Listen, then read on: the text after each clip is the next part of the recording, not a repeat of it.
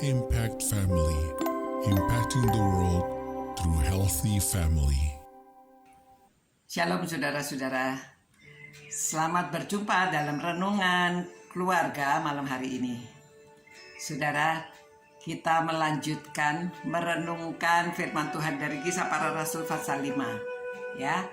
Nah, kemarin kita bicarakan karena iri orang-orang itu memasukkan Petrus dan Yohanes ke dalam penjara. Tapi apa yang terjadi, saudara? Ayat 18, ayat 19 ya. Tetapi waktu malam, seorang malaikat Tuhan membuka pintu-pintu penjara itu dan membawa mereka keluar. Katanya, "Pergilah, berdirilah di bait Allah dan beritakanlah seluruh firman hidup itu kepada orang banyak." Mereka mentaati pesan itu, dan menjelang pagi masuklah mereka ke dalam bait Allah, lalu mulai mengajar di situ. Saudara, bagaimana bisa ya? Jadi malam itu mereka dikeluarkan dari penjara, lalu paginya mereka mengajar. Saudara, ini pada waktu paginya imam-imam besar itu berkumpul dan mereka mau panggil Petrus dan Yohanes, mau diadili, ya, mau diajak berbincang-bincang. Lalu, gak ada, saudara. Mereka heran.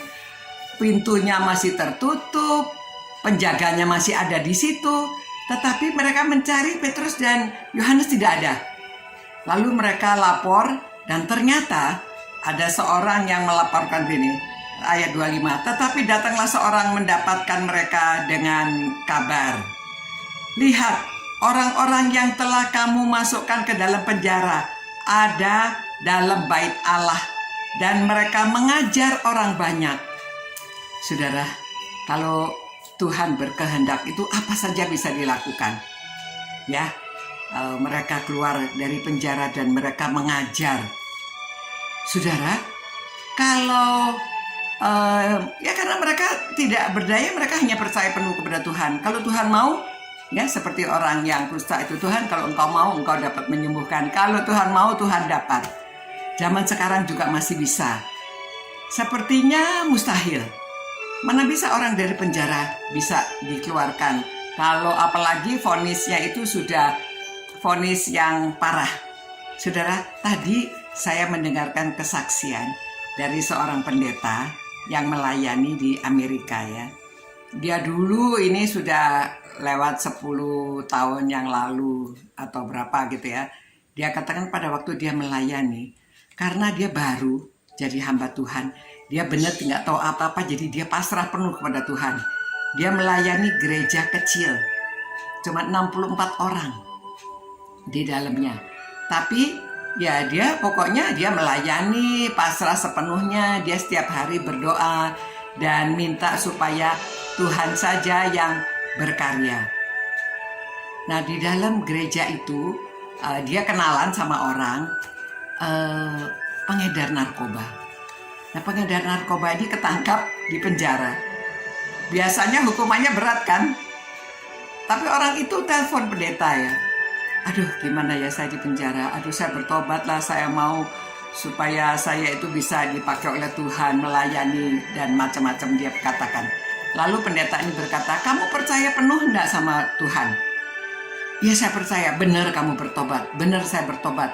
Benar, saya mau menyerahkan hidup saya hanya untuk Tuhan."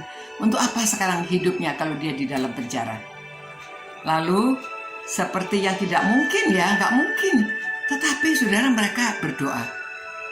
Pendeta berdoa, dia berdoa, ya beberapa orang berdoa.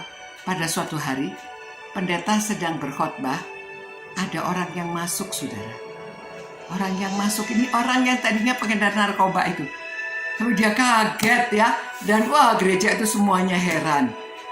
Kemudian ya orang ini bersaksi dan dia pasrah penuh, dia mengajak jemaat semuanya pasrah penuh kepada Tuhan. Percaya penuh, itu sebabnya membawa jiwa-jiwa kepada Tuhan, saudara. Dari mulai 64 orang dalam 3 tahun itu menjadi 300 orang. Ini sesuatu lompatan penambahan jiwa yang banyak sekali di dalam dari gereja yang kecil itu, ya. Dan dia katakan, ya semuanya ya karena Tuhan. karena dia pasrah sama Tuhan. Makanya Tuhan yang bekerja. Saudara, apapun keadaan saudara, kita pasrah penuh. Ada yang sakit juga bisa disembuhkan. Masih banyak mukjizat itu terjadi zaman ini, saudara. Kalau kita percaya penuh dan Tuhan yang bekerja. Tuhan, kalau Tuhan mau, Tuhan bisa. Ya kan? Tuhan Maha Kuasa. Itu sebabnya mari kita berdoa dan minta kuasa Tuhan terjadi dalam hidup kita. Tapi kita mesti beriman penuh, percaya penuh bahwa Yesus adalah Tuhan. Kita hanya menyembah kepada Dia.